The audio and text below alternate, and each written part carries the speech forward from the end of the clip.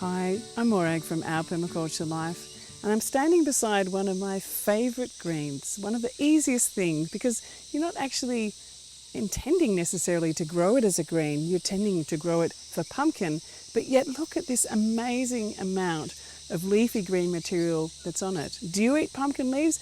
I didn't for ages until I went to some parts of the world, particularly in Asia, where eating things like sweet potato leaves and pumpkin leaves is just a normal thing. And so I started experimenting with it, and I absolutely love it. One of the things I really love about pumpkin leaves is that they're actually quite soft. You think about them being prickly and hard, and the older leaves can be like that. But you know, actually after just a few minutes, the prickles on this, the silica on this softens. And so what you can have is this beautiful soft green. You can eat it just as a side dish, but mostly I just mix it in with everything else, a leaf of this and a leaf of that. Now you can eat the young leaves at the end, and also these growing tips, but I quite often just go along and get all this sort of size and chop them up and use them as I would a silver beet or a spinach in an eggy bake, a quiche, a curry, a soup, a stir fry.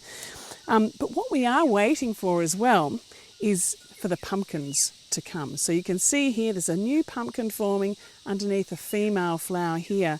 So what I'm waiting for is this to start to swell up, and I'm not going to harvest any of the leaves around this spot because it helps to protect the young pumpkins. And also I don't want to disturb any of the flowers around that spot by harvesting too much. There are other flowers on a pumpkin vine, and that's these ones, which are the male flowers. Now you can see the difference.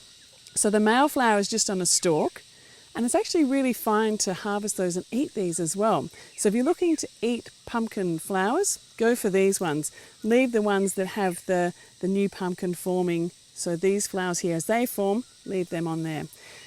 If your pumpkins like this actually start to fall off a little bit, that means they're not getting pollinated. So what you need to do is actually to go and open up some of these male pumpkin flowers, and inside you will find the pollen. So you need to take this and actually dab it onto the female flowers, and then you'll have much greater success. But if you have lots of these sorts of plants, like the sacred basils, perennial basils, lots of plants that flower all year round, they're going to be attracting the bees. So this is actually one reason why I have these things growing together, because they're attracting the bees, and then the bees are going to the pumpkin flowers and pollinating that, and I'm going to get a really good chance of having lots of pumpkins growing on this. But like I said, while I'm waiting for my pumpkins, I have so much food here.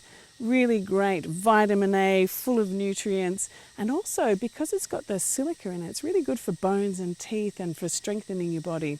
So don't be afraid of eating things like pumpkin leaves. They're actually a really, really fabulous green to have. And I'm sure if you've grown pumpkins and you've not eaten them before, you'll all of a sudden realise just how much food you can actually grow and eat from quite a small area. So thanks for watching. It's Morag Gamble, Our Permaculture Life.